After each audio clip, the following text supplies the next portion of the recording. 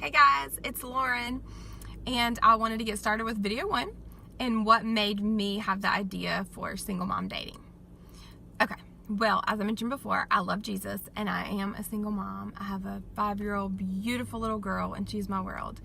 And for me, what example I leave for her in dating and trying to find a godly man for my life is going to influence the way that she views dating.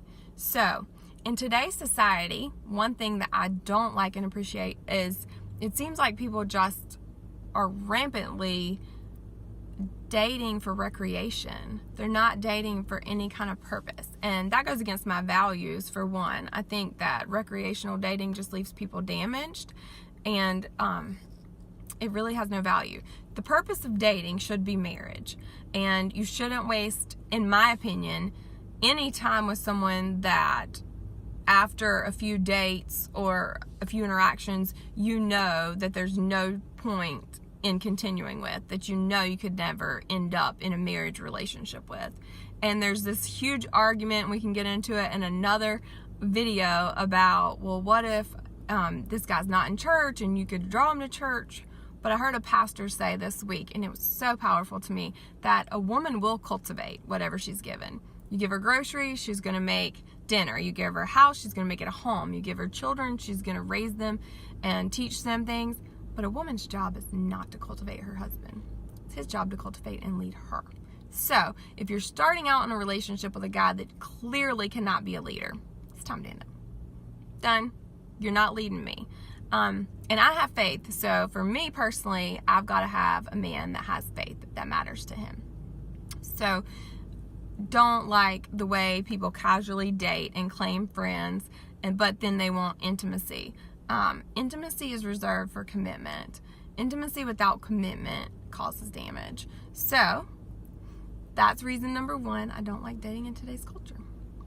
I've got a tip for you at the end. It was pretty interesting. Okay, and we're going to talk about what not to do. Yesterday I was in the grocery store and I noticed this guy looking at me, and he was kind of cute. So I continued down the aisle I was on, and he approached me and asked me if he had seen me before. Not a bad start. That's a pretty good line. He had not seen me before. He was just being friendly, but I was somewhat intrigued by him until I was getting ready to leave, and he hollers out loud in the most redneck voice. He said, "Well, you look good." And I thought, oh no. But there is a correct way to do something similar to that. A few years ago, I was getting ready for a conference. I was at a gas station in the morning and getting a Diet Coke, because that's my addiction. I need to give that up, guys. Sorry, side note. But I was getting a Diet Coke, getting ready for this conference, and this gentleman came up to me. He was so well dressed and so polite, and he said, "Good morning. I just wanted to start your day by telling you that you are a very beautiful woman." And I was dumbfounded. I didn't know what to say to that. So don't holler out at girls, "You look good," but do tell them you are a very beautiful woman.